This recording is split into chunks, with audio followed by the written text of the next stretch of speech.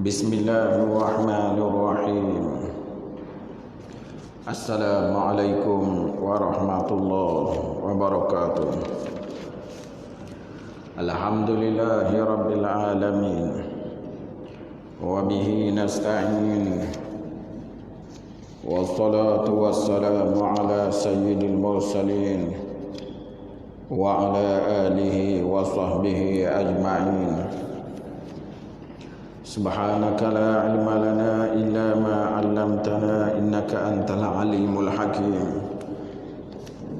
Wala haula wala quwwata illa billahil aliyyil azim. Amma ba'd. Yang dimuliakan Tuan Imam, seterusnya muslimin dan muslimat, tuan-tuan dan puan-puan yang dirahmati Allah. Alhamdulillah, pagi ini kita dapat baca sekali lagi pelajaran kita di muka surat 12 pagi ini, itu hadis yang ke-6. Hadis yang ke-6 pada pagi ini itu hadis di bawah bab ma jaa fil istisa' biman yatlubul ilma. Itu bab yang telah datang pada menyatakan hadis yang membicara terima wasiat Nabi dengan orang yang menuntut ilmu ini. Jadi bab ini tuan-tuan adalah pesanan Nabi SAW supaya kita melayang anak-anak murid yang datang untuk menuntut ilmu ini dengan baik. Melalui bab ini pagi ini kita akan tengok bagaimana sebuah hadis yang diriwayatkan oleh Abu Sa'id Al-Khudri radhiyallahu anhu menceritakan di dalamnya pesanan Rasulullah sallallahu alaihi wasallam pada tok-tok guru lah, yang mana bila datang orang yang nak belajar dengannya, kehendaklah dia membuat baik, khairan, yang akan disebutkan nanti di hujung hadis ini. Jadi kata pengarang kita, ketahuilah kiranya ya saudaraku, wahai saudaraku, apabila datang orang menuntut ilmu kepadamu, hendaklah dirimu itu lebih dahulu menurut sebagaimana yang diamalkan, sebagaimana yang dipesankan oleh Nabi sallallahu alaihi wasallam. Kerana engkau itu yang menjadi ikutan orang dengan sebab kamu itu gurunya, maka orang yang datang belajar itu menurut ia sebagaimana perbuatan guru dan kelakuannya. Dengan kerana itu maulah guru itu baik-baik dengan orang yang menuntut ilmu, supaya tidak binasa mereka itu daripada kelakuan dan perbuatannya sebagaimana yang dituntut, yang diturutnya.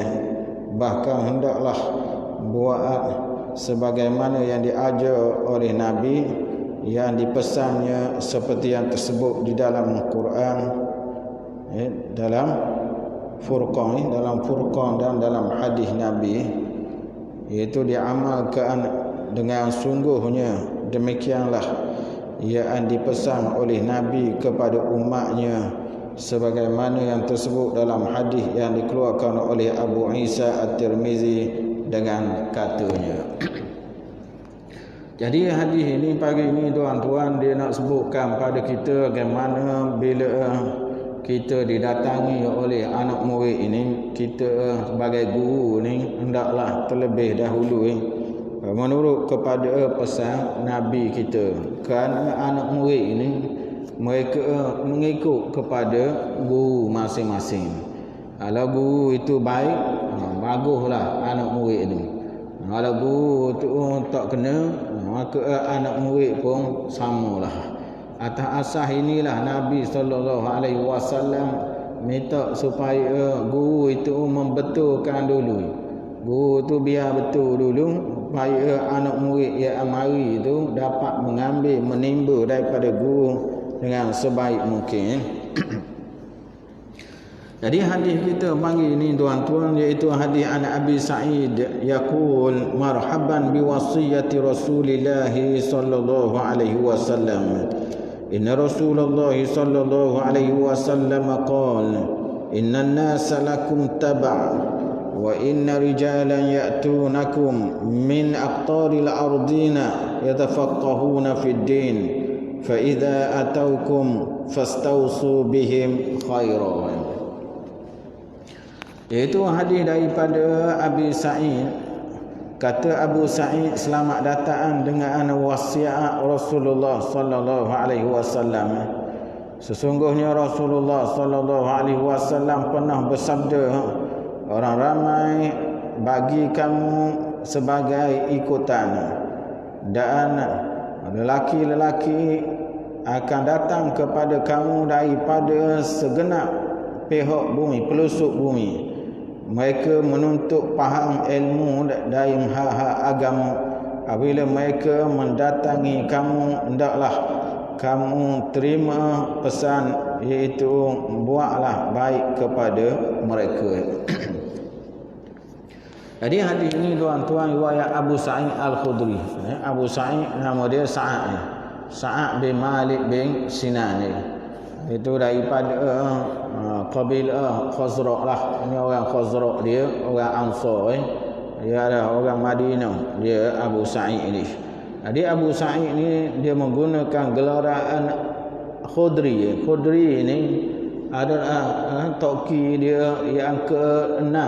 Tauqi dia yang ke-6 dipanggil Abjur. Abjur itu yang digelarkan dia dengan Khudr. Jadi dia ini lahir 10 tahun sebelum Nabi berhijrah. Maknanya selepas 3 tahun Nabi jadi Nabi. Nabi jadi Nabi 3 tahun, lahirlah dia di Madinah ni. Jadi tuan-tuan, ayah dia Malik bin Sinan adalah sahabat yang meninggal dunia di dalam perang Uhud. Itu ayah dia mati dalam perang Uhud. Dalam perang Uhud 70 orang telah meninggal dunia. Antaranya ayah dia Malik bin Sinan.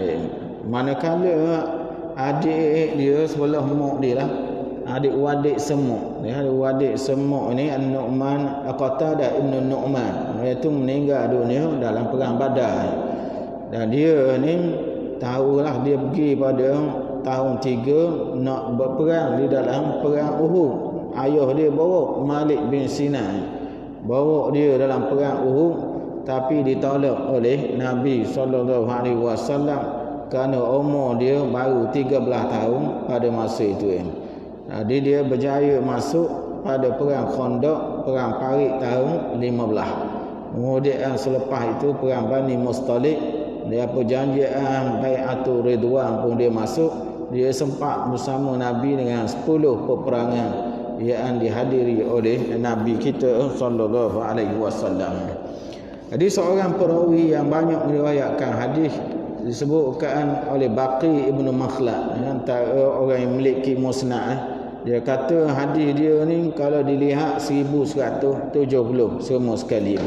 Kerana kalau yang disepakat oleh Bukhari dan Muslim hampir dalam 54. Ini yang ada dalam Bukhari dan Muslim. Jadi beliau antara orang yang banyak mengajar dan menjadi sebagai ulama sahabat lah. Walaupun usia dia masih kecil, tapi setelah para sahabat meninggal dunia, maka Abu Sa'id ini dikira sebagai ulama Madinah, yang mana beliau mengambil hadis daripada Abu Bakar, daripada Umar, daripada Uthman, daripada Sayyidina Ali, dan juga dia mengambil hadis daripada Zaid bin Sabit. Ini antara orang yang pernah dia belajar menuntut ilmu dan yang mengambil daripada dia ni seperti Ibnu Umar, atau yang mengambil daripada dia ni Anas bin Malik.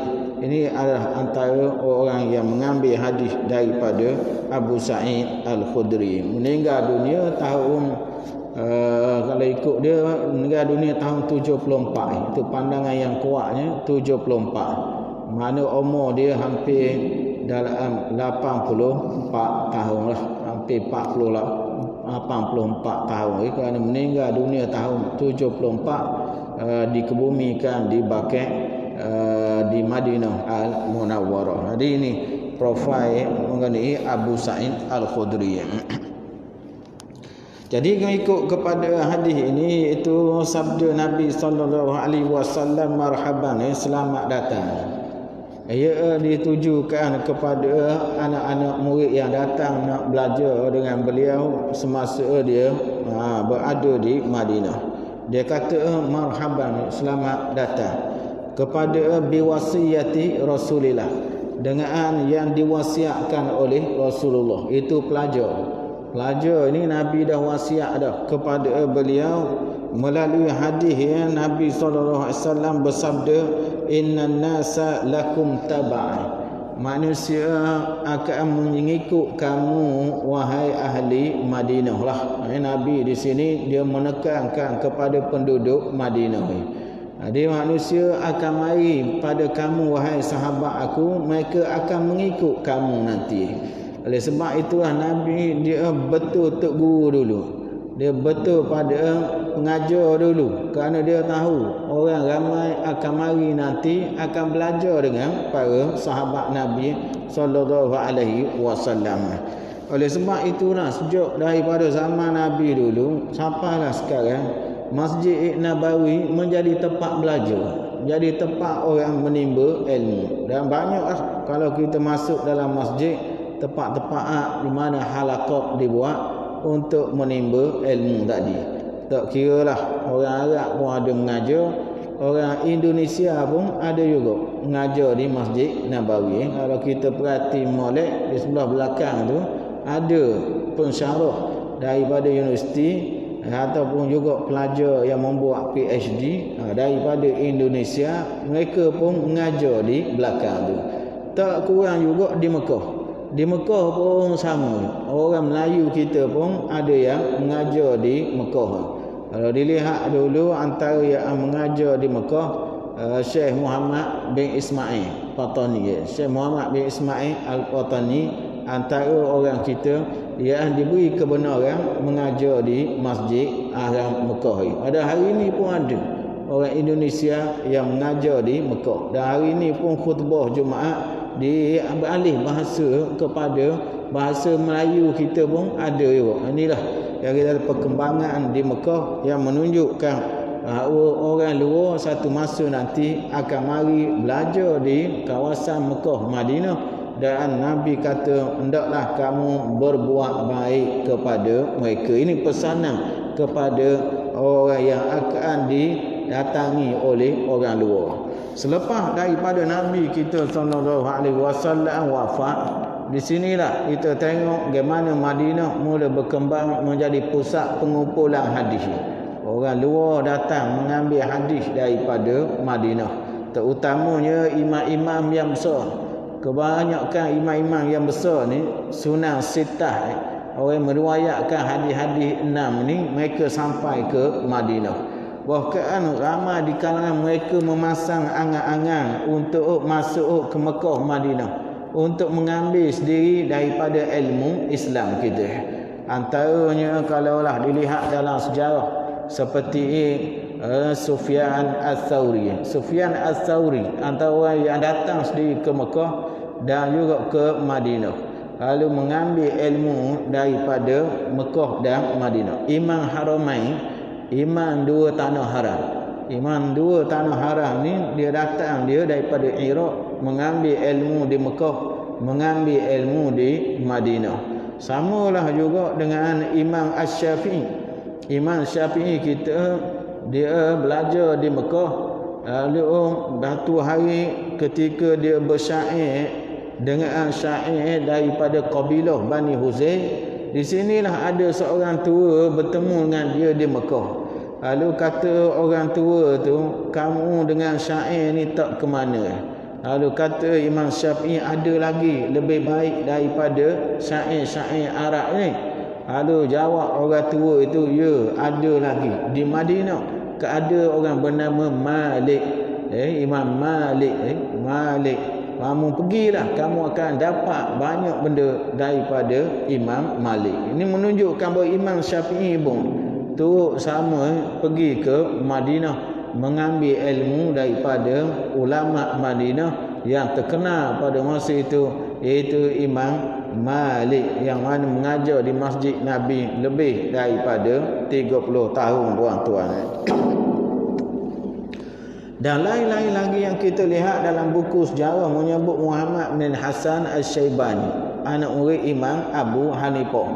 Dia membuat pelayaran daripada Kufah datang ke Mekah, kemudian singgah di Madinah kerana nak belajar dengan Imam Malik. Lalu bila bertemu Imam Malik dengan Muhammad bin Hasan Al-Syaibani di Kufah, berlaku suatu dialog antara dua orang ni, iaitu apabila Muhammad bin Hasan berkata pada Imam Syafi'i, kata beliau, ikhlaslah, jawablah dengan adil, tok guru kamu ke lebih baik ke tok guru aku yang lebih baik. Itu pernah ditanya oleh Muhammad bin Hasan Al-Syaibani kepada Imam Asy-Syafi'i. Lalu Imam Asy-Syafi'i berkata, siapakah yang lebih handal dan tahu dengan Al-Quran? Menjawab Muhammad bin Hasan, tok guru kamulah Imam Malik. Memang dia lebih handal dengan riwayat-riwayat bacaan Quran kerana dia duduk di Makkah, di Madinah. Kemudian kata Imam Syafi'i, siapa yang lebih handal dan pandai dalam hadis? Lalu jawab Muhammad bin Hasan, tok guru kamu. Tok guru kamu dia yang lebih handal hadis kerana dia ada kitab Muwatta'. Tok guru aku Abu Hanifah tak ada musnad seumpama yang ada pada Imam Malik. Kemudian siapa yang lebih tahu tentang ijma' yang dibuat oleh Abu Bakar, oleh Umar, Khulafa' Ar-Rasyidin dan juga oleh para sahabat? Kata Muhammad bin Hasan, tok guru kamu yang lebih tahu kerana dia duduk di Madinah. Dia yang menghimpunkan ijma' sahabat kerana sahabat berada di Madinah. Lalu kata Imam Syafi'i, tidak ada lebih pada qiyas, kerana qiyas ini sebenarnya datang daripada Quran, hadis dan ijma'. Ini jawapan yang diberi oleh Imam Asy-Syafi'i nak menunjukkan ketinggian orang yang berada di Madinah pada zaman dulu sebagai pembawa ilmu. Bahkan Imam Malik antara dalil yang dia gunakan dalam kitab dia iaitu amalu ahli Madinah, amalan orang Madinah, dianggap sebagai satu daripada dalil mazhab Maliki. Orang lain tak pakar. Orang lain tak pakar kaedah dalil amal ahli Madinah. Imam Malik meletakkan amal ahli Madinah adalah menyamai dia ketinggian dia selepas daripada hadis Nabi sallallahu alaihi wasallam. Jadi orang Madinah ni ada amalan-amalan tertentu yang menyebabkan Imam Malik memakainya. Seperti dia mengatakan tidak ada khiyar majlis. Khiyar majlis tidak ada. Khiyar majlis ni kalaulah kita beli duduk di kaunter, kemudian kita nak pergi balik mula, boleh. Berarti panggil khiyar majlis. Tak payah kerana nak beli mula atau nak minta untuk nak berkelahi apa tak payah. Dia panggil khiyar majlis. Jadi khiyar ada 3 bahasa mazhab kita ni. Dia ada khiyar aib, dia ada khiyar majlis, dia ada khiyar syara'i. Khiyar ni makna pergi balik mula. Khiyar maksud balik mula. Kalau kita beli, kita duduk dalam kaunter lagi, kita boleh pergi balik mula. Tak apa, tak salah kerana diamalkan dia oleh hadis Nabi sallallahu alaihi wasallam, al-bay'ani bil khiyari ma lam yatafarraqa. Dua orang hak jual dan beli boleh khiyar selama mana tak pisah lagi. Dia ambil hadis tu. Tapi orang Madinah tak ada. Khiyar majlis ni tak ada. Kerana itu Malik tidak mengambil khiyar majlis. Berbeza dengan Abu Hanifah yang ada hadis tadi. Jadi khiyar biasanya 3 lah. Ini mazhab kita. Pertama khiyar aib. air ni beli barang, bila balik punah barang atau balik mula. Jangan kita tengok banyak sangat, beli durian 5 tin, cekor suti dak pakai kena atur lalu dah. Dia dah boleh pas cekor dak boleh. Jika kita reda dah dengan barang tadi. Ni ramai orang kita, mereka ni bila buat balik nya cekor berlaku 5 tin tu salah. Kita jumpa air mula-mula sudah situ je giata lalu bila kita nak atau panggil khiyar air dia. Yang kedua khiyar syarat, kita letak syarat nak tengok dulu barang tu, dan syariat syarat tidak boleh lebih 3 hari. Mazhab kita 3 hari paling tinggi. Dia kita syaratkan nak tengok dulu barang tu 3 hari je kita boleh khiyar. Yang ketiga khiyar majlis. Yang ni tidak ada di Madinah. Amal ahli Madinah setengah tidak mengamalkan amalan yang mana berlaku pada zaman dulu, masalah hadis tentang khiyar majlis. Jadi kita mengambil hadis khiyar majlis ini. Bila beli kemudian duduk lagi dengan orang jual, kita boleh pergi balik mula. Beli waduku, kemudian pada dah timbang dah hola pitih, kita dak jadi pergi balik mula. Boleh. Ia tak boleh marah lah, kerana kita dak pisah lagi daripada gerai, daripada kaunter dia tu. Boleh beli hak lain pula. Boleh beli wah mata pula. Ni wah mata berapa ni? Ni nahiyah kilo. Pas dia buku-buku dah timbang dah, dek adi pula. Wi pula. Mau dia pula beli pula. Wah lagi pula ada. Epa ke apa benda. Beli wah epa. Buku-buku dek adi pula. Tu wah pisang pula. Pas buku-buku dek adi pula. Habis dah buah tak ada dah. Tanya dah tak ada dah. Tak ambuh dah. Ada dah buah nak beli dia, ada lagi buah lain kita nak jual. Kalau nak dah buah dia nampak tak ada atas meja, atas gerai ada buah nombok kita nak jual, dia kata. Dah nampak akhir kali jual buah nombok dah mai timbang buh dah. Kalau itu dia panggil khiyar majlis, panggil khiyar majlis yang dibenarkan dalam mazhab kita dah gitu. Lalu dia kata sabda Rasulullah sallallahu alaihi wasallam, orang ramai akan mengikut kamu wahai orang yang berada di Madinah, terutamanya sahabat-sahabatlah. Kok mana-mana orang akan mari carimu lepas pada ni. Mu jangan ingat mudah. Mu jangan ingat ngaji saja dengan aku habis situ dah. Orang akan hunggang mari carimu pada ni. Ini ingatan Nabi kepada ulama sahabat yang ada di Madinah. Mu ingat baik. Buat-buatmu tak boleh lena lepas pada ni, orang akan mari cari buatmu. Dan memang begitu. Selepas kewafatan Nabi ramai yang mari. Jadi Nabi sini dia pesan lalu dah pada orang ni yang jadi tok guru lah ni, akan datang akan jadi tok guru mereka ni. Dia kata akan datang rijal, akan datang lelaki-lelaki, orang-orang yang ya'tunakum, yang datang pada kamu min aqtaril ardi, daripada segenap pelosok bumi Allah Ta'ala. Mana daripada seluruh pelosok orang akan mari untuk mengambil ilmu. Dan dalam hal ini bukan hanya lelaki saja yang mari ambil, orang perempuan pun sama juga akan mari ambil ilmu daripada Madinah. Sebab itu zaman dulu orang perempuan pun tok guru besar juga. Tengok pada zaman awal memanglah wanita duduk mereka ini tahap yang tinggi.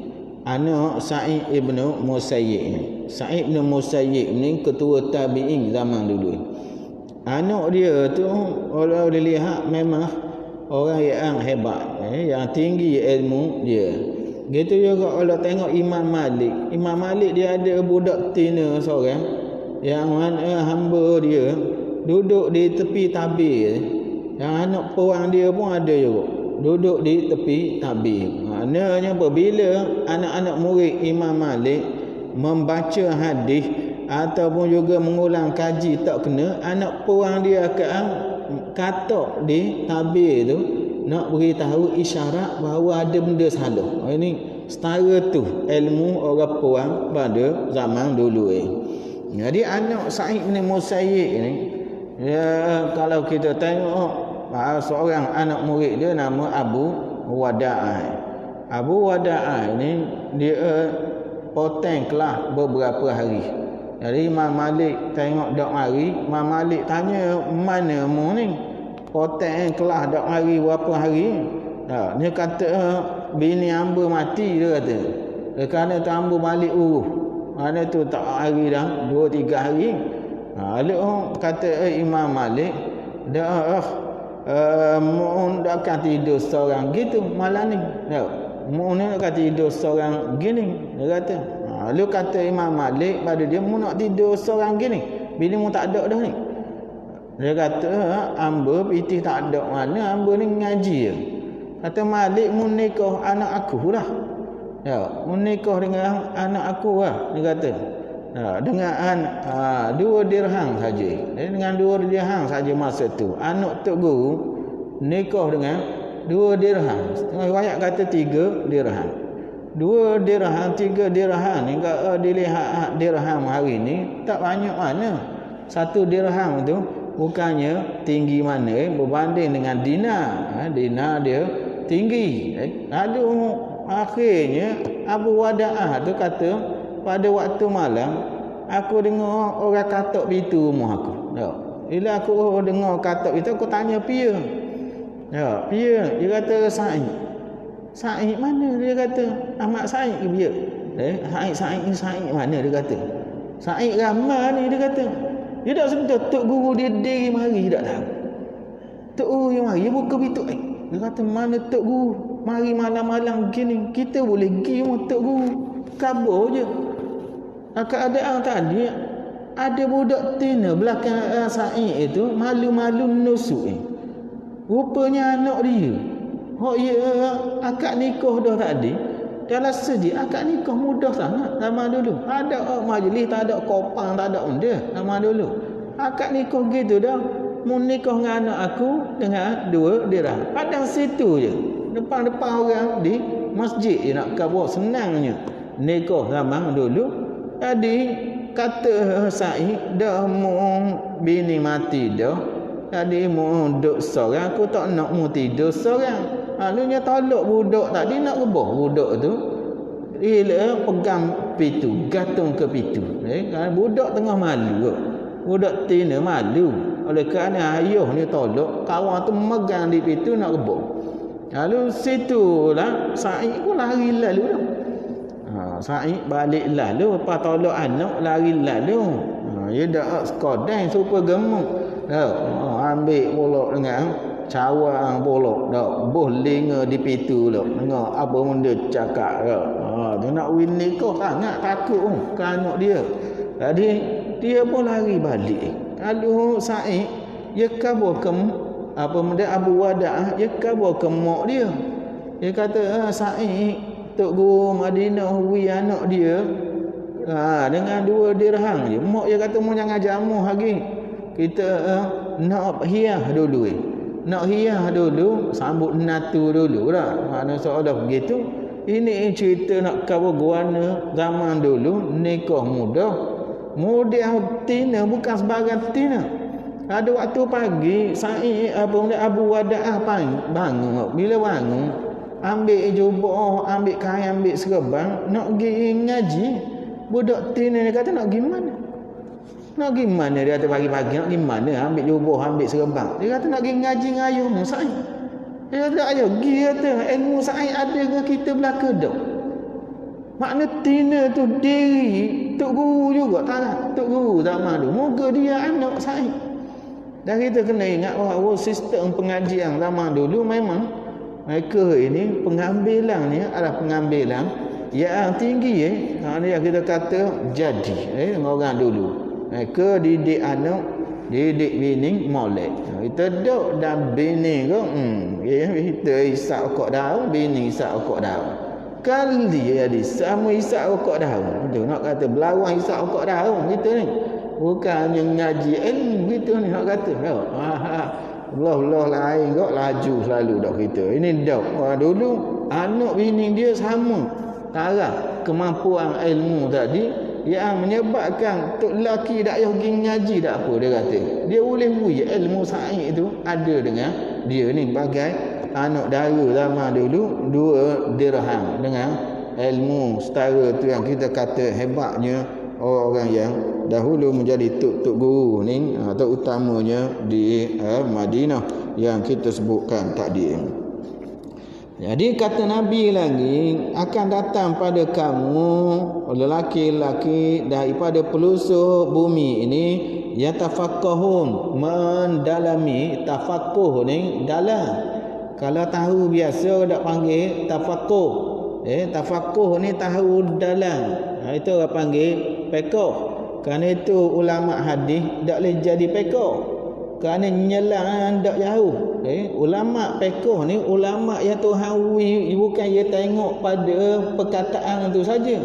Apa benda yang mengandungi dalam perkataan tu dipanggil pakai.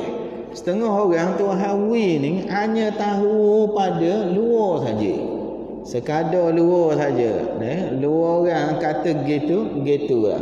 Luar tulis apa? Tidak dibenarkan kecuali kaki tangan. Tu jenis dak pekoh kok masuk kaki dengan tangan dia body dak masuk. Kerana ayat tu kata gitu dia kata. Ini orang panggil tidak ada pekoh. Benda apa sebenarnya?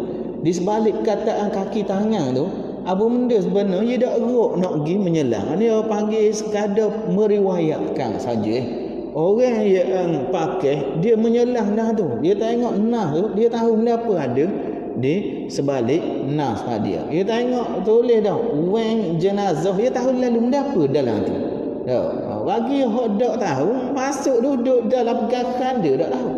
Dah kerana dia dak menyelami maksud apa wang jenazah dia dak tahu. Maksud apa? Dia ingatkan wang macam wang orang biasa. Dak tupak nak pergi bandar apa. Dia dak tahu. Kerana ini orang panggil dak menyelami.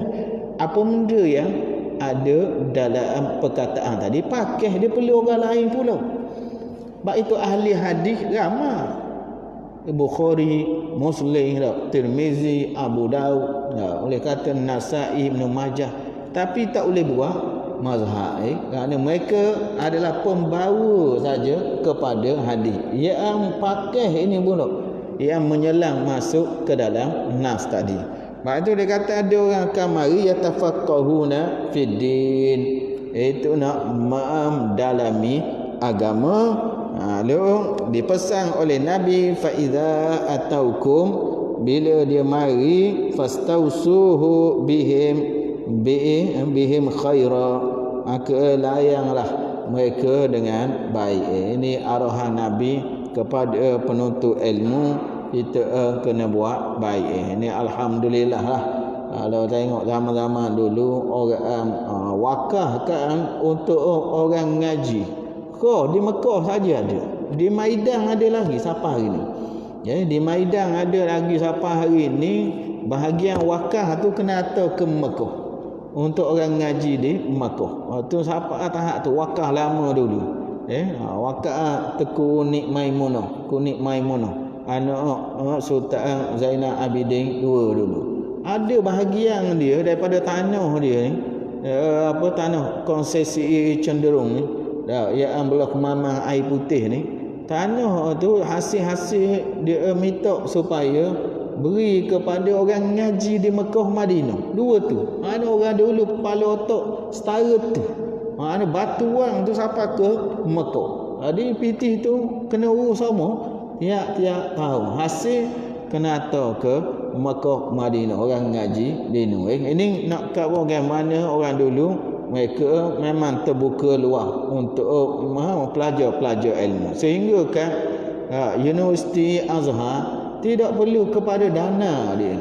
Kerana orang ramai wakaf. Dan hari ini Universiti Azhar antara pemilik dana terbesar di Mesir. kerajaan Mesir sendiri pun ambil duit daripada dana tabung Waqa'ah Azhar di Mesir apabila berlaku keadaan kegawatan ekonomi. Ini orang Mesir, kerana dia terbuka mereka, sedar mereka dengan arahan Nabi supaya pelajar ni kena buat baik. Sebab tadilah kita bila dengar orang ngaji ni kena ambil perhatian lah. Kita tak boleh nak ngaji dah. Mereka ni baru nak mula. Jadi biarlah orang ngaji ni boleh sponsor buku, sponsor kitab, benda-benda sebegitulah. Panggil makan minum, kita ni jamu panggil buat dia. Kita jamu makan awak kita. Buat ngaji ni kita tak panggil. Setengah-setengah kita jamu panggil lah. Buat dia layan orang ni dengan baik. Ini yang kita kira amalan orang dulu.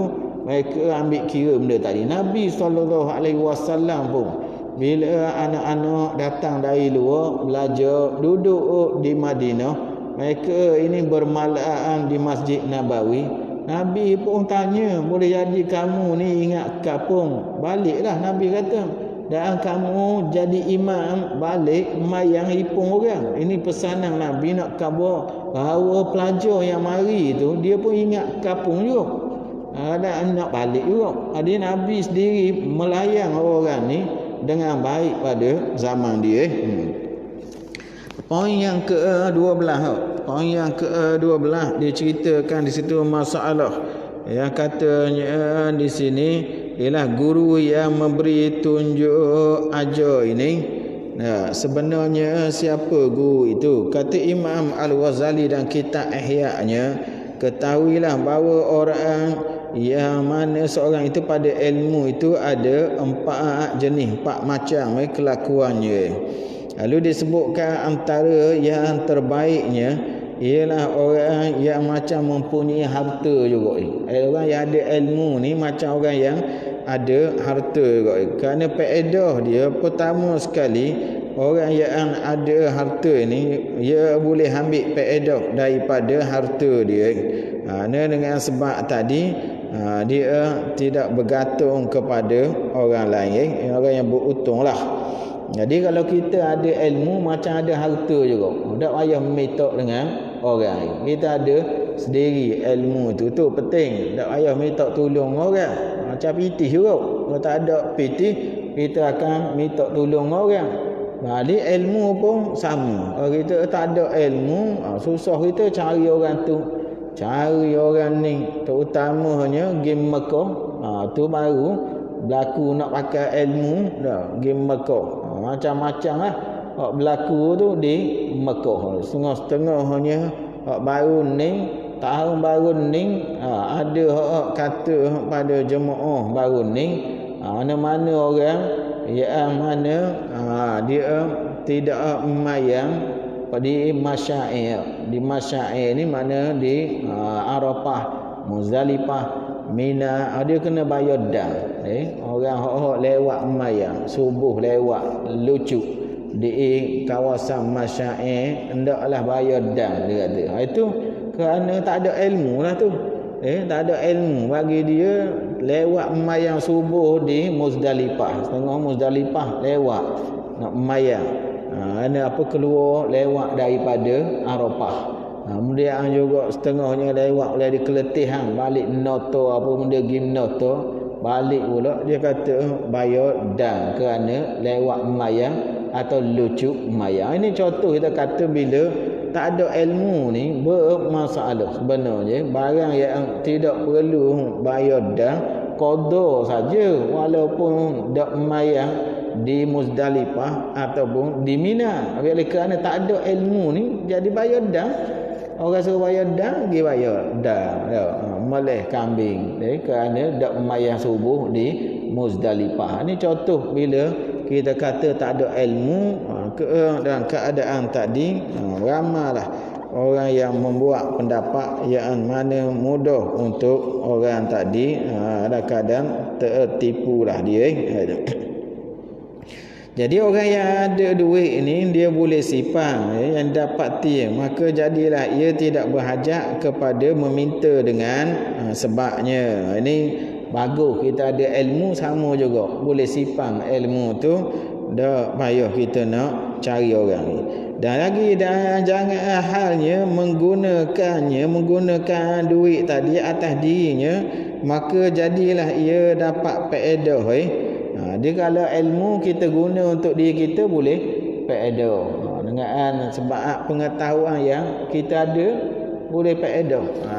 Ilmu tu kita ada, boleh pakai. Kat mana-mana kita berada tak susah. Terutamanya bila kepik baru tahu. Bila kepik baru tahu nak pakai ilmu. Terutamanya dalam yang dibincangkan semalam dalam muzakarah haji, iaitu mayang di menara tu, mayang di menara jang tu. Di atas menara jang tu dia ada satu kawasan lapangan atas tu. Dia jemaah kita biasa naik pahasa atas ni. Dia bila naik situ orang bang garik nak turun dak dan dak. Dia mayanglah di atas menara jang ni. Dia ada tempat lawatan atas ni. Tinggi kawasan. Kalau tengok dalam YouTube tu memang Kaabah terang bawah tu. Orang tak apa nampak lah. Moga ketinggian dia dalam 700 meter. 600 lebih, 680 meter lebih kurang. Daripada tanah kepada tempat yang orang naik itu, menara jang je. Setengah-setengah dia duduk di menara tu, dia naiklah atas nak tengok pandangan Mekah daripada belah atas. Jadi bila naik situ, orang akan bang situ, dak ada nak turun dak. Dah nak turun dah nak pergi mayang. Jadi mayang atas tu.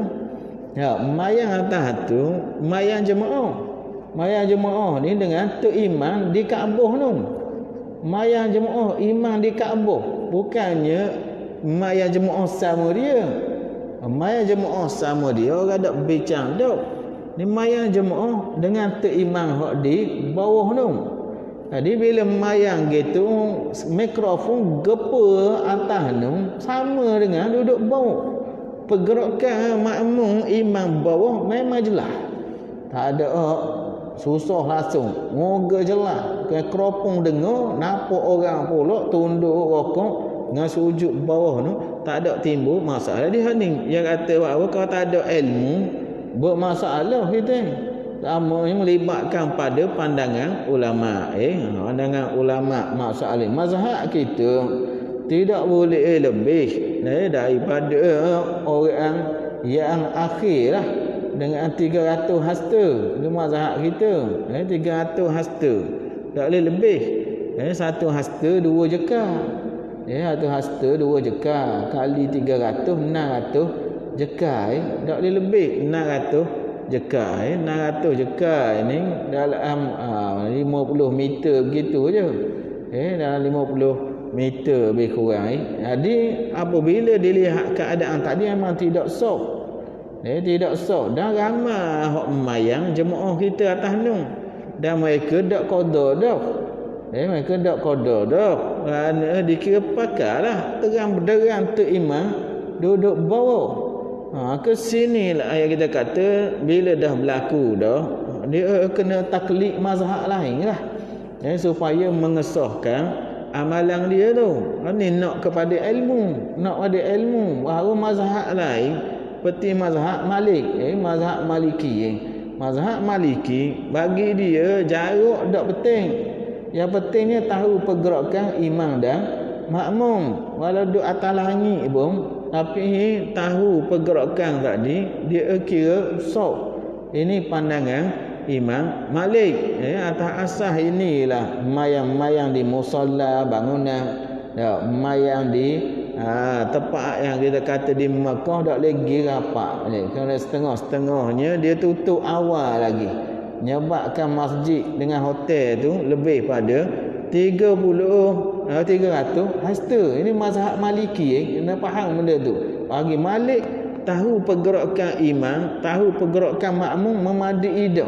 Walaupun jarak 1000 kilometer ikut ke dia lah. Yang penting bahawa tahu Dan hari ni tahu ni ada di Mekah dengan sebab mikrofon, dengan sebab mata tengok daripada jauh. Ini pandangan yang kita kata kena ada ilmu lah kita nak memayang atas ni.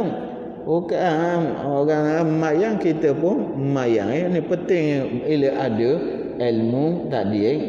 Mazhab Hambali bagi mereka kalau putus sah tak boleh dah. Putus sah tu tak boleh, suruh sambung. Sah tu biasa sambung. Ni itu mazhab dia. Ni putus sah tak sah. Walaupun mazhab Hambali dipakai oleh kerajaan Arab Saudi, tapi bagi dia tidak sah. Mazhab Hanafi sendiri pun melihat bahawa kalaulah jarak jauh tu hendaklah dapat diikuti dia dengan orang yang kemudian tu. Jarak dia yang jangan jauh sangat. Jadi hari ni mazhab Maliki je yang lepas. Mazhab Maliki yang lepas untuk orang yang mayang di menara jam yang ada tu saja. Tu kena tahu bagi orang yang nak mayang di menara jam ni, tahu sajalah. Bila pergi Mekah ni kok masing-masing kok nak buat benda pelik semua buat kita ni. Benda pelik semua buat kita. Dak ajar minum susu tu nak minum. Dak. Minum susu tu, pergi minum hak peruh tu, hak pia tu. Nak kau nak buat pelik lah lu sampai Mekah ni. Air kecil uta nak minum ni kok. Allah, uta tengok pecah perut tengok. Tak minum air kecil aku rupanya. Duduk Malaysia, minum molek sangat dia tu. Mari kampung aku minum air kecil aku, dia kata. Dia kata, hari ni kita dah pergi Mekah buat pelik lah lu. Orang dak buat tu nak buat. Ini kakak ada ilmu sebenarnya benda-benda sebegini. Jadi bagusnya ilmu ini dia khabar kita kalau kita ada dia bolehlah awak guna bagi diri kita. Jadi dapat faedah pada diri kita. Gitu juga kita boleh guna pula untuk orang lain. Maka guna untuk orang lain tu sendiri jadi pemurah kita, macam WPT ke orang juga. Jadi itu bagusnya ada ilmu macam orang ada harta juga. Ni kalau sipang tu sendiri pun kena ayah minta dengan orang lain. Kalau kita guna hak tu faedah diri sendiri. Kalau kita sebar pula hak tu jadi macam sedekah ke orang pula. Ni bagusnya orang yang ada ilmu itu. Jadi poin yang ke-13 itu dia nak terang pada kita belah kasihan kepada penuntut ilmu. Kata Imam Ghazali, guru bagi muridnya yang mana dia kata hendaklah sentiasa ada biarlah belah kasihan atas penuntut itu. Maka bahawasanya memperbuat mereka itu sebagaimana macam anak sendiri. Guru dengan murid macam anak sendiri. Bahkan Imam Ghazali kalau dilihat dalam ni dia kata tugas guru lebih berat lagi daripada tugas mak pak. Kerana apa? Kerana mak pak ini mereka hanya nak menyelamatkan anak itu daripada neraka dunia. Sedangkan guru dia nak selamatkan budak tadi dari neraka akhirat. Itu maknanya tugas guru lebih besar bagi Imam Ghazali. Jadi hendaklah dia kata ada belah kasihan. Makna layang budak tu macamlah anak sendiri. Ni penting ni. Jangan orang nak mengaji apa kita bedah mati kawan tu. Mula jadi kih polis. Oleh mari cek warna bedah budak pas ke mati siapa. Ni jangan siapa tahap tu kita. Agama kita ni mudah. Jangan orang ngaji kita layan ganak setengah-setengahnya keadaan kena bedah dengan wotang wadah bedah apa benda hose pipe pun ada juga apa keadaan capu dulu kaki biru dah kaki merah hitam kena kerak kaki pun ada juga. Ni semua kena perhati molek bagai guru. Itu ini kena ada belah kasihan dengan sampai tahap jadi mati anak murid. Ini benda yang tidak patut berlaku lah. terutama pada hari ni ya. Pak tahpih apa kena tengok molek benda-benda tadi atau anak kena pergi ikuti perkembangan juga. Atau budak tu umur 8 tahun, 9 tahun atau kok lepas dak tengok-tengok langsung dah. Benda berlaku nya kelahi sama dia. Ya dah gocoh. Dah ada lah timbul benda-benda yang menyebabkan jadi tak molek. Dia akhir mati kawan dia. Ni benda yang kena perhati lah mak ayah. Jangan tak saja-saja. Jadi dipesan pada guru sini supaya guru ni biarlah belah kasihan macam anak sendiri juga kerana guru itu lebih besar daripada hak dua ibu bapa bahawasanya bapa itu dia ada sebab wujudnya anak murid yang hadir itulah dan juga hidup yang fana. Jadi kalaulah mak pak dia ni membesarkan anak dalam dunia yang fana akan mati, sedangkan guru itu dia sebab bagi hidup yang berkekalan. Jadi guru nak uwi ke budak tadi hidup di akhirat tak mati. Jadi memang tugas guru lebih berat daripada mak pak Mak pak uwi makan akhirnya mati budak tadi ikut mana-mana. Guru tak dia uwi ilmu boleh duduk di akhirat dak mati. Jadi memang kerjaan guru adalah lebih besar berbanding dengan kerjaan mak ayah ini. Kemudian yang ke-14, poin yang ke-14, kita tak boleh nak baca semua, moga masa kita tak banyak dan sistem bacaan pun kita nak baca sepagi Jadi masalah 14 pagi ini ialah mengajar itu biarlah kerana Allah Ta'ala. Kata Imam Ghazali, bermula adab mengajar guru itu iaitu menurut dengan sahibus syar'i, itu Nabi kita lah, pembawa syariat, itu salawatullahi alaihi wasallam. Maka tiada menuntut ia atas mengambil faedah ilmu itu pada pahala dan tiada kosak dengan dia balasan dan tiada syukur. Itulah ilmu perlu disebabkan dengan ikhlas. Tidak ada selain pada kita kata nak mencari redha Allah Ta'ala lah daripada ilmu tadi. Ananya jangan ada sama sekali mengambil faedah mengambil faedah itu kalau lihat di sini perlulah ada keikhlasan dalam menyebarkan ilmu tadi. Apa banyak ilmu yang ada di atas dunia ini, dan keadaan kalau kita tengok orang yang menerima ilmu tadi memanglah dapat daripada keikhlasan guru yang memberinya. Banyaklah contoh-contoh kalau kita lihat daripada zaman dulu sampailah hari ini, dengan kesungguhan guru tu anak-anak murid akhirnya menjadi orang yang hebat, boleh menyambung kembali apa yang dibawa oleh guru tadilah. Nah, kita kena faham antara yang akan mengalir selepas meninggal dunia ialah ilmu yuntafa'u bihi, ilmu yang dimanfaatkan. Banyak guru ni tidak ada anak, tapi mereka dapat ilmu yang disebarkan. Jadi walaupun tidak ada waladun salihun, tidak ada anak yang soleh yang mendoakan, tapi dengan ilmu tadi memadai. Mak itu setengah-setengah orang tua kita dah peceng, dah kerja pun tak ada, papa hasok buat gerai, panggil budak-budak mari ngaji. Itu nak khabar satu daripada usaha dia lah.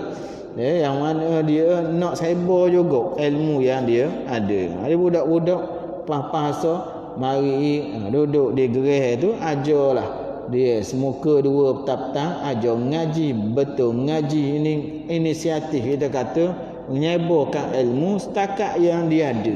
Dia tak banyak ilmu tapi dia nak benda tadi supaya lepas mati benda tadi masih lagi mengalir. Benda orang panggil orang yang ada cita-cita yang tinggi. Dia tak nak kada pas peceng tu Mari sejik balik dah.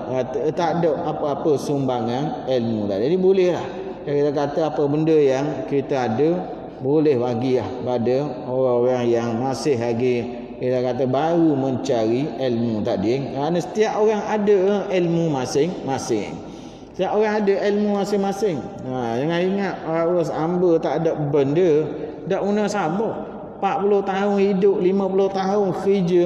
Kadang kerja dia berjabat 30 tahun. Peceng, tak ada benda dah guna sabar. Tentulah ada sikit sebanyak pada kita ni boleh kita sumbang, terutama pada anak-anak muda pada hari ini. Bolehlah untuk kita sebarkan biar ada saham kita ini di akhirat nanti.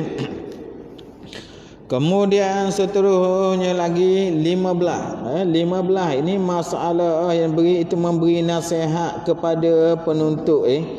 Iaitu Imam Ghazali kata sayugia guru itu tidak meninggalkan daripada memberi nasihat kepada penuntut daripada apa-apa suatu perkara pun.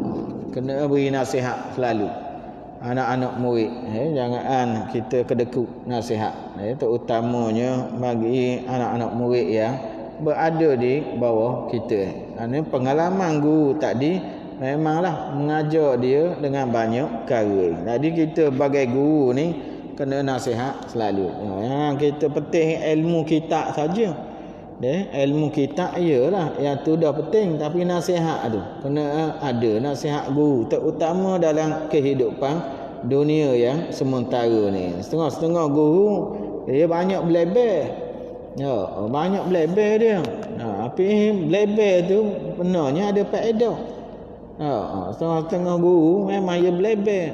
Anak-anak murid dia hak mari seorang-seorang dak. Nya pakar ke dia kat lupa nak pergi makan pulut. Ada. Tamu orang puan. Dak. Mama ke tu. Pakar tu pun nak pergi makan pulut, nak mari ngaji je. Tapi pakar pun nak pergi makan pulut. Dia kata dak. Setengah-setengah gurunya beleber dulu. Memang orang tak boleh terima minggu depan dak hari dah. Baik makan pulut gini ada mari ngaji dengan dia ni. Lebih banyak. Kata setengahnya. Jadi kena faham molek lah. Kalau benda-benda hak dia betul tu, dia pengalaman dia dah lalu banyak dah. Setengah yang kita lihat, dia melihat benda ni perkara yang penting membetulkan akhlak murid-murid itu. Jadi kena terbuka lah kita, kerana mereka ni tak ada cari apa.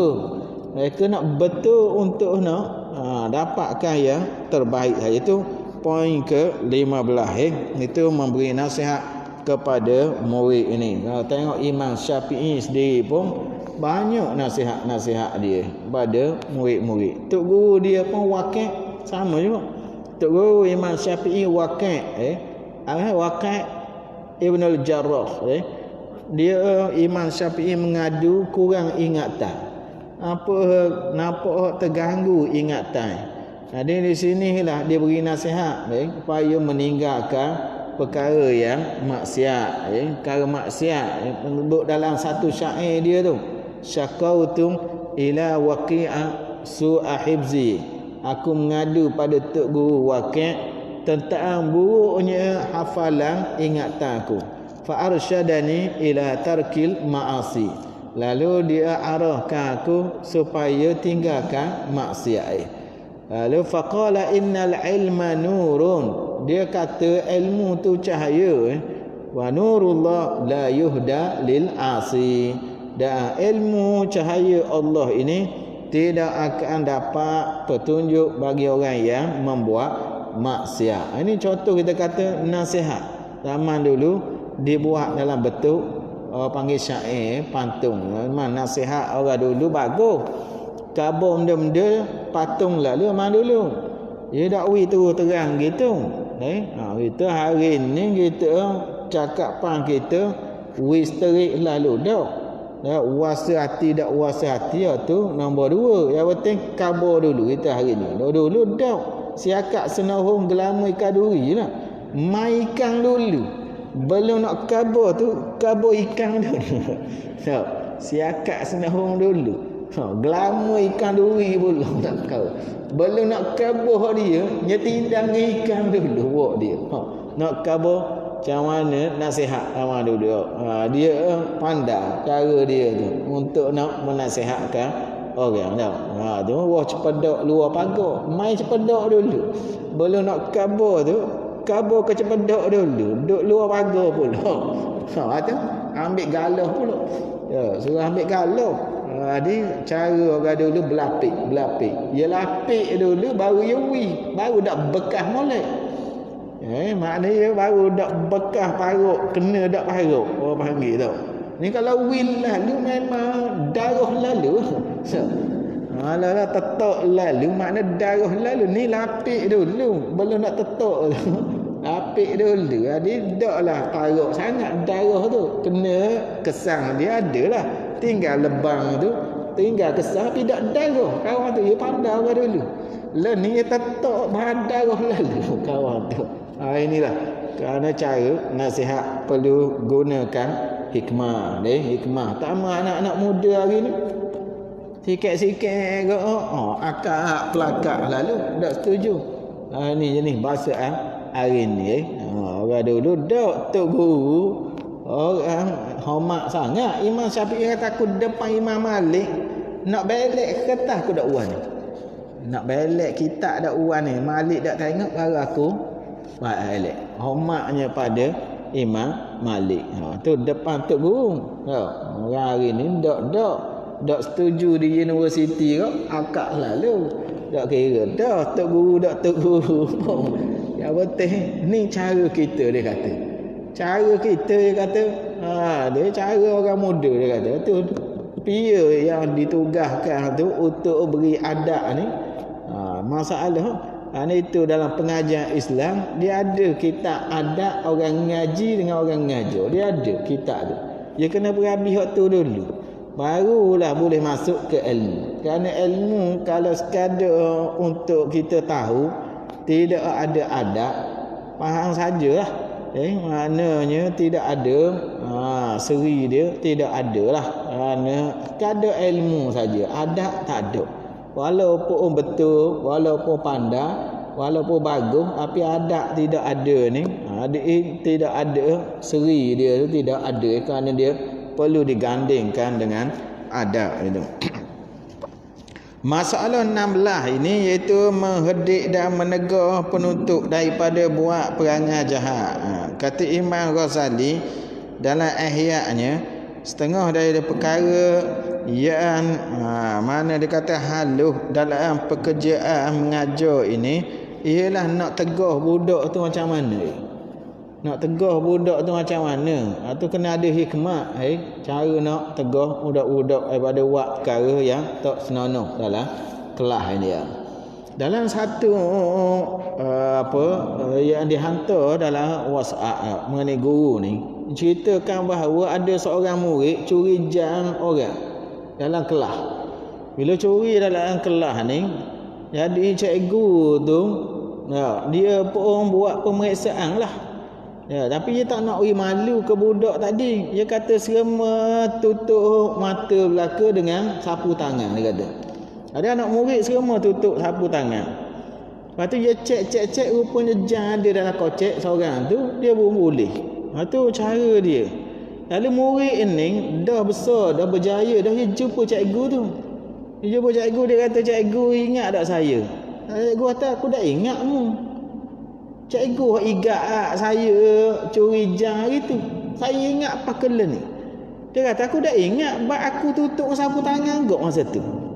Cikgu hok raba dalam kocek orang ni, dia tutup juga mata dia. Jadi aku tak tahu pia hari tu aku jumpa jam tu. Setara tu.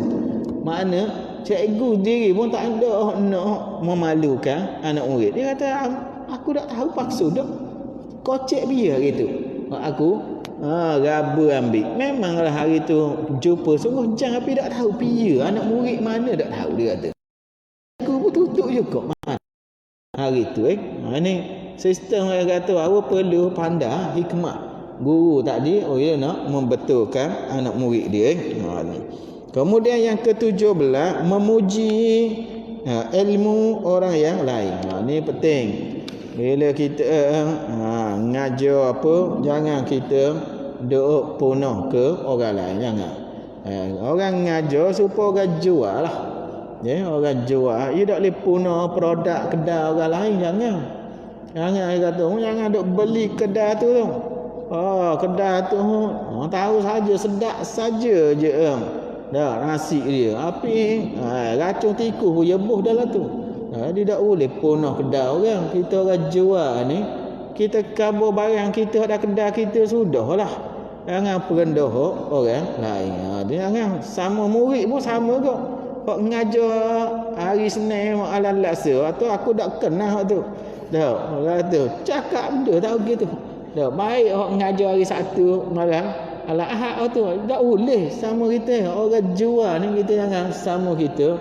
Duk banding barang-barang jualan ni ada kedai masing-masing. Kedai masing-masing. Bila kedai masing-masing ada kedai hok cukup barang. Ada kedai tak cukup barang. Ada dia kabur setakat barang hok ada. Jangan kita duk banding, jangan pergi kedai tu. Bateri tak ada. Belacang pun tak ada. Baik pergi kedai asal lagi. Ada cukup lekat barang. Jangan. Dia usaha dia banyak tu. Kedai dia ada barang banyak tu je. Jadi kita kena hormat lah. Masalah sama ada guru dengan guru atau murid dengan murid. Akhir sekali masalah pagi ini ialah mengajar atas kadar fahamnya penuntut itu. Kita kena kabur ikut kadar akal dia je. Kakak-kakak hok dia tak faham, tak boleh nak pergi, jangan duk kabur. Setengah orang akal dia rendah. Akal rendah, kita kabur tu dia tak faham benda. Kita kata macam mana mak cik dengan sistem telekomunikasi yang ada pada hari ni.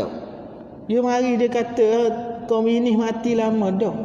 Dah, kena igat lama, nyerah kalah lama dah. Dia kata ada. Dia tak siapa tahap tu, tahap sistem telekomunikasi tu, dia faham komunis. Dia mau nak kata apa? Bagi dia setara tu je. Dia kena cakap reti kita ni. Sistem telekomunikasi ni kena kata molek.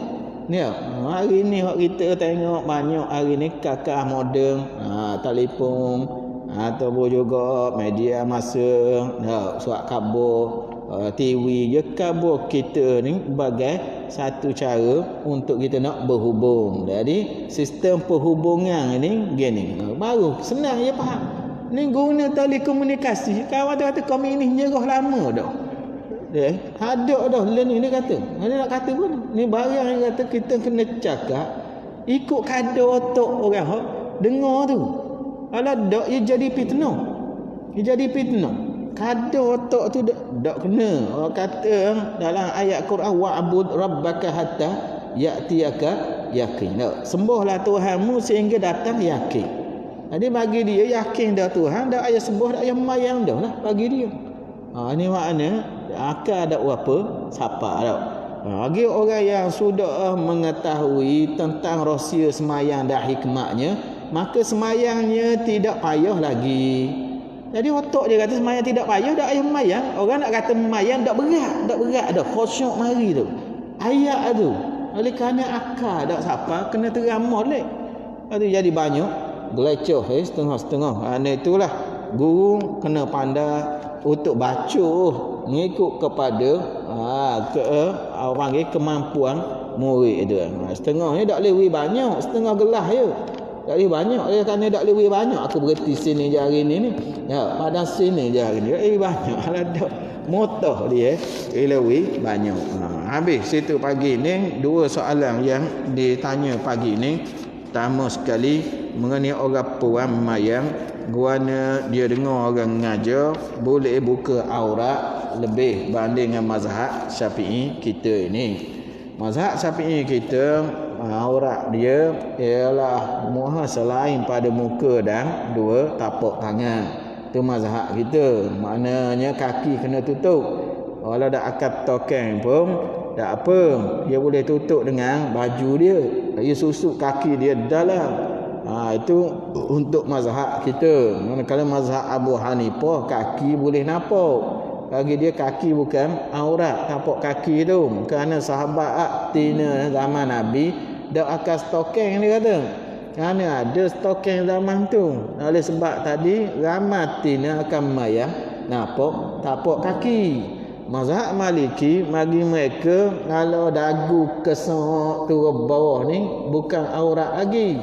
Jadi atas asas ni lah hak tawah-tawah di Mekah tu. Apabila dia ngadu dah lama dah, dia pergi Mekah 12 tahun dah. Masa tawah dulu dia pakai super kapung gini lah. Itu ni dagu tekok ni nampak. Jadi di sini dia suruh pindah taklid mazhab Maliki untuk mengesahkan amalan dia walaupun selepas buat dah. Lepas buat jadi benda tadi kalau dak sah dia teruk dia. Dak sah teruk. Bila dak sah tawah dak boleh gomo. Sedangkan dia balik 12 tahun dia gomo seminggu berapa kali dia gomo. Tahu. Jadi susah mainan gitu. Dia pakai baju. Tahu. Banyak benda larangan ihram dia langgar. Jadi sini untuk menyelamatkan dia dia taklid dia locakkan orang tu ke mazhab Maliki tadi. Itu boleh kesak nampak sini boleh pakai. Jadi bagi kita yang duduk di negeri kita tak ada kepik, tak ada benda, kita pakai hak agama lah. Dan bila kita buat pelik jadi fitnah, jadi bising lah. Jadi benda tadi tak molek, jadi timbul ruang pula orang ngopak pula, orang kata mengata pula. Aku jemaah makna kata aku jumpa pelik kali mayang kaki dogo gitu ya. Tahu, kat lain dak aja nampak. Jadi bawa cerita ni kampung lain pula. Jadi fitnah benda tadi. Jadi oleh sebab tadi kita pakailah mazhab Syafi'i di tempat yang kita boleh pakai ni. Duduk kampung kamu dah kan. Izalah kalau kita pergi tempat-tempat yang kepik yang payah baru kita locak pada mazhab lain. Itu kaedah kita begitu. Lagi boleh pakai hak orang agama, pakai hak tu dulu. Apa kita nak orang hak peliknya? Tak ada, barulah kita pakai hak orang lain. Barulah hidup tadi jadi sepala. Baru jadi sepala. Jadi sepala ni lebih penting daripada khilaf ulama. Sebenarnya kerana sepala menyatukan hati. Bola apa pembetung tau. Bola air kerana pembetungnya. Bola orang kerana apa? Bola nak makan paruk perut bola. Semua pakak dia. Semua pakak kita. Kita nak suruh duduk sepala. Itu yang kita mesyuarat apa. Semua nak suruh jadi sepala. Bila jabat tu mesyuarat, ia jadi sepala. Bila jadi sepala senang nak bawa jabat jadi maju ke depan. Kalau banyak kepala dak mesyuarat dak apa jadi kerja dak molek di jabat. Jadi bawa diri masing-masing. Jadi sejik pun gitu juga. Sejik pun sama juga. Kita mesyuarat nak suruh jadi sepala belaka. Kalau kita dak mesyuarat ada cambar kita ni. Hak tu naik dengan kasut, hak tu naik dengan lipa, hak tu ke kaki ayam jadi macam-macam jenis. Ada bila kita mesyuarat naik dengan apa benda? Kaki ayam belaka. Jadi senang nak anak kita agama ni dia nak susung supaya jadi sepala. Dia tak berakhir banyak dia tak ambuh agama, dia tak ambuh banyak kepala ni, dia tak ambuh. Dia nak biasa kepala. Selama mana mazhab kita senang, dak kepik, kita pakai hak tu lah. Dia jadi sepala buat kita ni, jadi kemah. Itulah yang diusahakan oleh orang Eropah. Orang Eropah mereka buat kesatuan Eropah. Pakai buat jadi sepala buat ya. PT pun euro dia pakai kan nak suruh sepala. Agama kita pun nak gitu juga. Tak ambuh jadi kucak kaci jadi cambar pancok banyak kepala ni jadi dak naik itu. Ini hak berlaku hari ni. Negara-negara Arab, negara-negara bukan Arab dak boleh sepala. Dalam hal yang sepatutnya biarlah duduk dalam satu panggil satu jalan. Oleh sebab tadi kita kata kalau kepik barulah kita pakai hak orang lain. Dia hak orang duk mengajar apa kata orang puang boleh buka gitu, hak tu buat tepi dulu lah. Kita kepik Mekah bila-bila baru kita pakai. Kampung ni kita pakai hak orang buat ramai-ramai. Kerana hak jahil ni dia tak reti mazhab. Hak jahil ni dia pakai tudung macam-macam. kita buat bid'ah, kita buat benda hak pelik, kita buat benda hak ada uak. Jadi banyak cakap habis masa situ. Kita wi ruang orang lain bercakap benda hak tak ada banyak faedah. Dia agama dia tak ampuh. Dia nak benda-benda tu sesat sekali aja, hak lain pula mikir benda lain pula. Ni dok, hak ni dok cakap kedai, hak ni dok bawa pula pak kerja. Jadi benda tak tidak sesat. Akibat daripada kita beri peluang ke orang untuk cakap benda yang tak ada faedah. Benda hak kita kata sah belaka menurut mazhab. Dia buatlah sekara saja supaya senang kita duduk dalam sepala dia. Itu soalan hak nombor 2. Soalan hak nombor 2 tu dia tanya mengenai masalah hak nombor 2 ni mana ni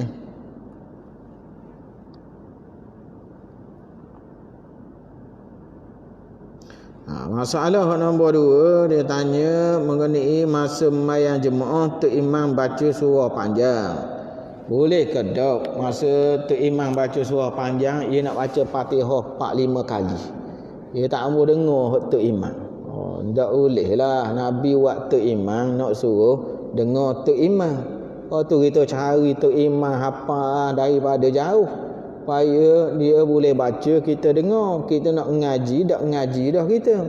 Kurang bulan Ramadan, habis suti Quran, walau kita tak baca pun, linga kita masuk. Tu tujuan orang buat hari hak baca banyak. Lagi kita bosan hak baca banyak. Berbelebel banyak. Jadi kita pun ulang Fatihah 5 kali. Nak jemur ke habis dia. Tak boleh lah. Mazhab kita rukun ni dia tak boleh ulang. Rukun ni tak boleh ulang. Rukun fi'li, rukun jangan ulang 2 kali. Punah. Rukun qauli, iaitu pandangan hak muktamadnya makruh. Pandangan hak lemah sikit kata batal. Kerana kiyah kepada rukun sujud lah. Gini nambah lebih pada sekali. Dia pandangan hak muktamadnya makruh. Jangan ada ulang rukun qauli ni, jangan ada uak ke dia. Kerana rukun-rukun ni sekali je dalam serakaat. Tak boleh buat 2 kali. Dia kita dak wahi setara mana pun tu imam kita kena mesyuarat molek lah dengan AJK tu. Supaya tetapkan SOP dia gua ni. SOP dia untuk tu imam sembahyang. Subuh berapa ayat tu imam? Jangan duk paruk ngak tu imam subuh. Awak-awak kita ni nak makan roti canai pula tau. Mana SOP dia? AJK lah. Dia panggil SOP. Dia adalah sama dia walaupun hak disunat garis panduan sunat ada dah. Paling banyak kali baca ialah subuh. Kerana dia baru cergah bangun tidur, kemudian rakaatnya 2 saja. Tu ya ada dah dalam kitab tu Jadi surah-surah subuh ni dikira surah-surah yang 30 ayat ke atas. 30 ayat ke atas. Itu yang disebut dalam kitab. Hak nombor 2 pergi kepada Isya. Pergi pada Isya sebab Isya panjang sikit, tak sama dengan subuh. Jangan sama dengan subuh Isya ni. Dia panjang sikit sebab nak tidur lama, pagi esok lah nak memayang pula. Dia tak ada lohur, tak ada. Kita kalau siang dia ada lohur, dia ada tengah pula pukul 12. Jadi malam ni tak ada pukul 12, dia tak ada. Celek-celek esok subuh pula. Oleh kerana tu dia kata wi parok sikit Isya tu supaya belak cover hak pagi esok. Itu dia kata jadi bawah daripada hak subuh. Lepas tu dia pergi ke lohur. Pergi ke Zohor, kerana Zohor ni waktu tengah-tengah dia kira orang rehat situ. Lohor pun sabih gitu je. Mufassal dipanggil. Mufassal ni ayat-ayat bawah 30. Kemudian hari dia pergi kasar. Lepas tu garik pendek kali. Garik dikatakan bawah pada juzuk amma bawah. Dia ayat-ayat lazim molek lah garik. Kerana waktu dia pendek. Sebab tadi susunan gitu. Jadi kalau lah AJK masjid, ia mesyuarat lepas rungut tang orang ramai, boleh buat lah. Terutama masjid yang mana orang tua ramai, orang puak pula, ada anak pula. Mudah orang kerja Petronas Wati nak pergi kerja minyak dia pula. Jadi hak gini masjid boleh masuk capur lah untuk buat SOP pada tok imam dia. Patuhlah pada keselesaan orang ramai. Tidak salah kalau dibuat demikian. Dia ada pun siapanya bosan dengar orang ngaji, dia nak baca Fatihah dia saja. Ni tak kena lah. Dah penting diri sendiri, aku tak mau dengar hak mu tok imam. Dan tujuan tok imam adalah untuk kita dengar. Setengah mazhab peti Maliki dak baca Fatihah dak apa dah. Kerana tok imam baca dah. Bila mayang kuat, tok imam baca Fatihah kita dengar je. Kerana ayat Quran suruh dengar, fastami'u wa ansitu, dengar dan senyap. Dia kata padan dah tok imam baca, padan dah. Dah kita tok imam baca, kita nak pergi baca hak kita pula. Dia tak apa kenalah dengan ayat Quran tu. Dia tok imam disunatkan pada habis baca Fatihah, dia baca senyap seorang diri dulu untuk beri ruang kepada makmum baca Fatihah. Sudah makmum dah sudah waladdallin amin, baru tok imam kat suara, baru kena mendengar tok imam baca surah. Itu penting dalam etika tok imam tadi. Jadi makruh makruh yang mana kita kata duk sibuk baca Fatihah, sedangkan Fatihah kita baca dah sekali, baca wak benda 2-3 kali, itu dikira makruh. Walaupun ada pandangan lemah yang kata batal kerana wak rukun qauli 2-3 kali. Itu elokkanlah daripada perbuatan tadi. Itulah dulu pagi ni. Minggu depan lah pula kita tengok tajuk lain pula, bab lain pula. Bismillahirrahmanirrahim. Alhamdulillahirabbil alamin. Wassalatu wassalamu ala sayyidina Muhammad wa ala alihi wa sahbihi ajma'in. Allahumma anfa'na bima 'allamtana wa 'allimna ma yanfa'una wa dhakkirna mimma nasina wa faqihna fid din waj'alna minar rasyidin. Wa sallallahu ala sayyidina Muhammad wa ala alihi wa sahbihi wasallam. Walhamdulillahi rabbil alamin.